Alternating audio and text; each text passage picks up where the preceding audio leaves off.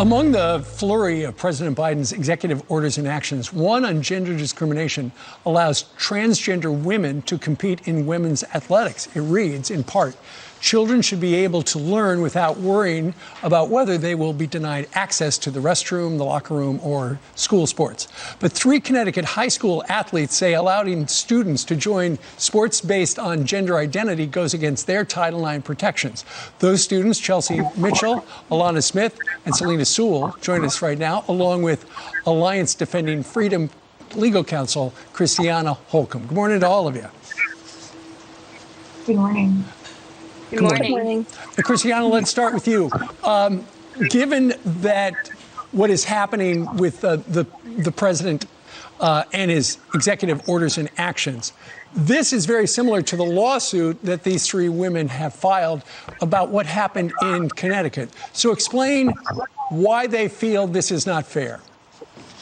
That's exactly right. This executive order is an irresponsible abuse of power. It is unlawful, and it effectively eviscerates women's sports. And we already know how these policies play out because we've watched it happen in Connecticut, where young women like Selina, Chelsea, and Alanna have been sidelined in their sport simply because the biological male identifies as female.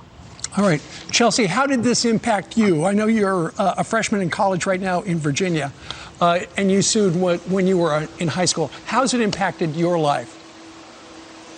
Yeah, so personally, throughout my high school career, I lost 4 state championships, 2 All New England awards, and countless other opportunities to advance to the next level of competition.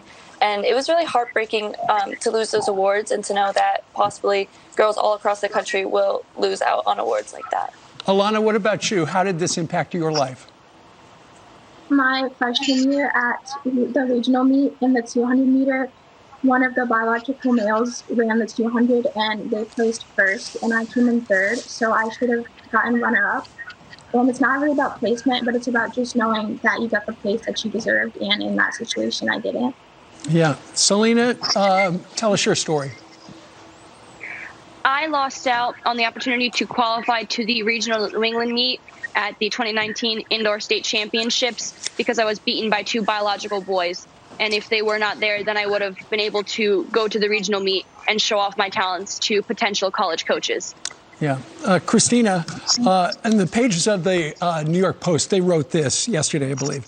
It's one thing, after all, to ban discrimination.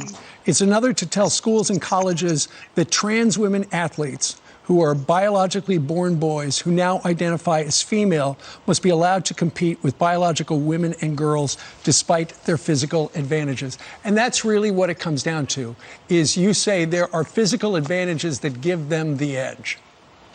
There are, and this flies in the face of nearly 50 years of gains for women under Title IX.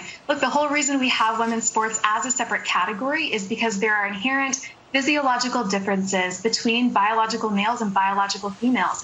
And if we still want to have a future where young women can be on the podium, can earn those championship titles and potentially those scholarship opportunities, we must protect the integrity of women's sports. And Chelsea, that's what you say. You say biologically, males and females are different, right? Yeah, I mean, we have separate categories for a reason. It's because males have a biological advantage over females, so it's really unfair for them to put biological males in our category and expect us to be able to compete with them. Ultimately, Alanna, you say this is simply about sports, right? Yeah, a lot of people want to say that it's about lifestyle, when really it's just about sports, and we want a level playing field in our sport and all women's sports. And Selina, you say that what happened to you and now will be across the country is demoralizing and unfair. Why? It is very frustrating and demoralizing being forced to compete against someone who you know that you will never be able to beat no matter what you will do. And I wish that no other little girl will have to experience what the 3 of us experienced. And I wish that there was a way that we can return fairness to not only track and field, but all female sports. And Christiana, this will impact athletes all across the country? It absolutely will. What the Biden administration has essentially done is taken this harmful policy in Connecticut and has nationalized it. So unless we push back and this is declared unlawful, we really could see the beginning of the end of women's sports in our country. All right. Chelsea, Alanna, Selina, and Christiana, thank you very much for a good discussion on this Monday morning. Thanks for having me. Thank you for having us. All right, just something about one of the executive orders you probably didn't know.